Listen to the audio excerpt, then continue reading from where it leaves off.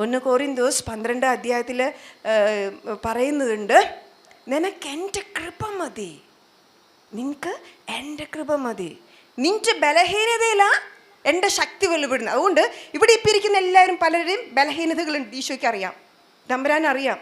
നീ ബിസിനസ് തകർച്ചയിലാണ്, നീ നിൻ്റെ ഭാര്യയുമായിട്ടുള്ള വഴക്കിൽ പ്രശ്നത്തിലാണ്, ഡിവോഴ്സിൻ്റെ വക്കിലാണ്, കുടുംബത്തിൽ സമാധാനം ഇല്ലാത്ത വക്കിലാണ്, കടബാധ്യതയിലാണ്, രോഗത്തിലാണ്. നിൻ്റെ എല്ലാ ബലഹീനതയും ഞാൻ കാണുന്നുണ്ട്, നിൻ്റെ എല്ലാ ബലഹീനതയും ഞാൻ അറിയുന്നുണ്ട്. പക്ഷേ നീ ഒന്നോർത്തോ, നീ ഏതവസ്ഥയിലായിക്കോട്ടെ, ഏത് ചേറ്റിൽ വിരിഞ്ഞതായിക്കോട്ടെ, ഏത് കുപ്പയിലായിക്കോട്ടെ, ഏത് ഏത് ഏത് ഒരു രോഗാവസ്ഥയിലായിക്കോട്ടെ, അൻപോട് ചേർത്ത് വെക്കുന്ന ആ ഒരു ഫെയ്ത്ത്, അൻപോട് ചേർത്ത് വെക്കുന്ന ഞാനിവിടെയുണ്ട്, നീ വിശ്വസിച്ചാൽ മതി എന്നാ പറയണേ.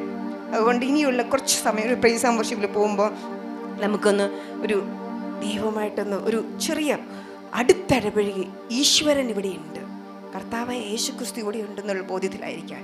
ഏതവസ്ഥയിൽ പോയാലും എന്നെ ചേർത്ത് വയ്ക്കുന്ന ദൈവമുണ്ട്, അവിടെ എന്നെ ശക്തി പ്രാപിപ്പിക്കും. എനിക്ക് ഉത്തരം തരുന്നവൻ ഈ കൂട്ടത്തിലുണ്ട്.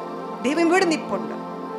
ഏതവസ്ഥയും എൻ്റെ ഭാര്യയ്ക്ക് പക്ഷേ എന്നെ കുറിച്ച് അറിയില്ല, ഭർത്താവിന് എന്നെ കുറിച്ച് അറിയില്ല, അപ്പനറിയില്ല, അമ്മയ്ക്കറിയില്ല, ആർക്കും എന്നെ കുറിച്ച് അറിയില്ല. ഞാൻ കടന്നു പോകുന്ന വേദന, പക്ഷെ ആ വേദന അറിയാവുന്ന കർത്താവ് ഇവിടെയുണ്ട്, നമ്മളെ തൊടുന്നവൻ.